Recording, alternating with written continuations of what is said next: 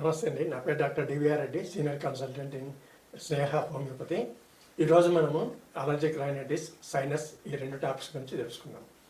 ముందు సైనస్ గురించి తెలుసుకుందాం. సైనస్ అనేది ఎందుకు వర్షాకాలంలో, చలికాలంలో ఎందుకు వస్తుంది అనేది మనం తెలుసుకుందాం.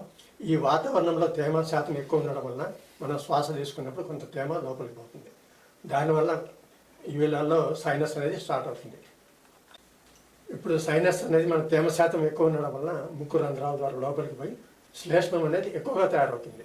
శ్లేష్మం ఎక్కువ తయారు కావడం వల్ల లోపల ఉండే సైనస్ క్యావిటీస్ ఏవి ఉంటాయో అవి బ్లాక్ అయిపోతాయి. అది అట్లే ఉండి లోపల బయటకు రాకుండా ఉండడం వల్ల ఎప్పుడైతే మనకు ఆక్సిజన్ అందదో లోపల యూట్రిఫై అయిపోతుంది, అంటే కుళ్ళిపోతుంది లోపల. దానివల్ల మనకు స్మెల్ అనేది ఎక్కువ వస్తుంటుంది. మనము చెప్పుకున్నట్లుగా స్ఫూటం అని అంటాము దీన్ని, లేదా ఫ్లమ్ అని కూడా అంటాము. దీన్ని మనం తెలుగులో శ్లేష్మం అని చెప్తాం.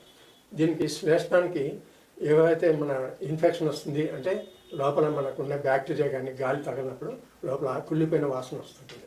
దీనికి ఇన్ఫెక్షన్ అంటాం దీన్ని.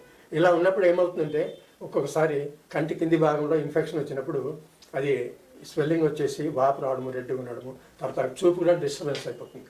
ఇది ఒక సింటమ్ సైనస్లో. ఇలా ఉన్నప్పుడు మనకు సైనస్లో ఉన్నప్పుడు కొన్ని చిట్కాలు అనేవి చాలా ఉపయోగపడుతుంటాయి. అంటే స్టీమ్ పీల్చుకోవడము, దాంట్లో ఏమన్నా కర్పూరం వేసుకుని పీల్చడం, ఇవి చేయడం వల్ల తాత్కాలికమైన రిలీఫ్ వస్తుంది.